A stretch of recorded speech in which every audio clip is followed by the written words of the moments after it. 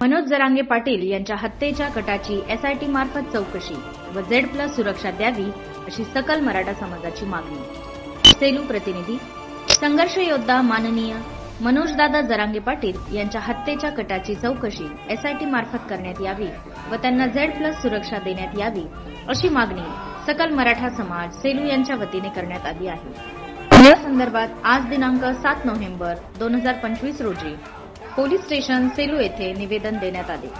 या निवेदनात नमूद करण्यात आले आहे की अलीकडेच माननीय मनोजदादा जरांगे पाटील यांच्या हत्येचा कट रचण्यात आल्याची गंभीर माहिती समोर आली असून 2 संशयित आरोपींना जालना पोलिसांनी ताब्यात घेतल्याचे प्राथमिक माहितीत समोर आले।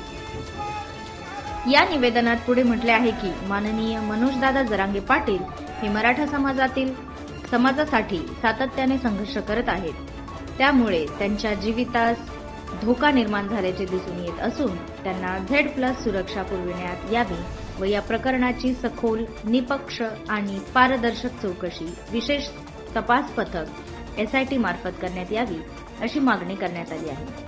सदर निवेदन सकल मराठा समाज सेलू तालुका यांच्या वतीने देण्यात आले असून यावेळी सेलू तालुक्यातील मराठा समाज बांधव उपस्थित होते। जरांगे पाटील तुम आगे बढ़ो, हम तुम्हारे साथ हैं। जरांगे पाटील तुम आगे बढ़ो, हम तुम्हारे साथ हैं। जय शिवराय। काल दुपारी एक बातमी महाराष्ट्रभर व्हायरल झाली। जरांगे पाटलांच्या हत्येची सुपारी कोणीतरी एका बड्या नेत्याने दिली आणि तो बडा नेता बीडचा आहे। एवढा प्रश्न निर्माण झाल्याबरोबर तो बीडचा नेता कोण आहे हे सकल मराठा समाजाच्या लागलीत लक्षात आलं आणि विचाराची लढाई ही विचाराने लढायची असते। अरे अशा सुपाऱ्या द्यायच्या असत्या तर मराठा समाजामध्ये एवढी मोठी माणसं आहेत की अशी वर येणारी पिलावळ आम्ही कधी अस्तित्वातच राहू दिली नसती। परंतु अशा कुणाची हत्या करणं हे मराठा समाजाच्या संस्कृतीचं धरून नाही आहे, कारण आम्ही छत्रपती शिवाजी महाराजांच्या विचाराचा वारसा वसा जपत आलेलो आहोत आणि एका प्रामाणिक नेतृत्वाला समाजाचं काम करणाऱ्या एका बड्या व्यक्तीला जो 6 करोड मराठ्यांचं काळीज आहे त्यांना संपून नेमकं यांना करायचं काय होतं हा प्रश्न आहे। आमची गृह विभागाला विनंती आहे, फडणवीस साहेबाला खास करून, साहेब खातं तुमच्याकडे आहे, अनेक पुरावे तिथपर्यंत पोहोचले होते। नाव याच्यासाठी घेतोय की जरांगे पाटलांनी आज नाव घेतले पत्रकार परिषदेमध्ये की ह्या हत्येची सुपारी देणारा दुसरा तिसरा कोणी नसून धनंजय मुंडे नावाचा व्यक्ती माजी मंत्री आहे। जर एवढी त्यांची ताकद, कारण ही पहिल्यांदा होत नाहीये, त्यांनी अनेक सुपाऱ्या दिल्या, अनेक लोकांना संपवलं आणि त्यांचं कोणीच काही करू शकलं नाही। त्यांची एवढी ताकद वाढली की आज सन्माननीय मनोजदादा जरांगे पाटलाच्या हत्येची सुपारी देऊ केली आहे। बरं झालं त्यामध्ये काही लोक, कारण जवळची लोक त्यामध्ये इन्व्हॉल्व केली होती।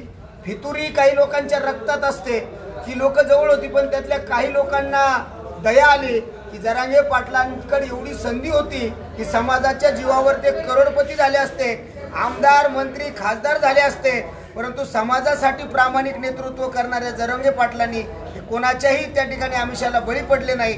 त्यांना संपवण्याचं काम ज्या पद्धतीने बीड जिल्ह्यातून होत आहे हा मराठा समाज कदापि खपून घेणार नाही आणि या घटनेचा सकल मराठा समाज सेलू तालुक्याच्या वतीनं जाहीर निषेध आहे आणि लवकरच तालुका जिल्हा बंदची हाक सकल मराठा समाज सेलू तालुक्याच्या वतीनं देण्यात येणार आहे।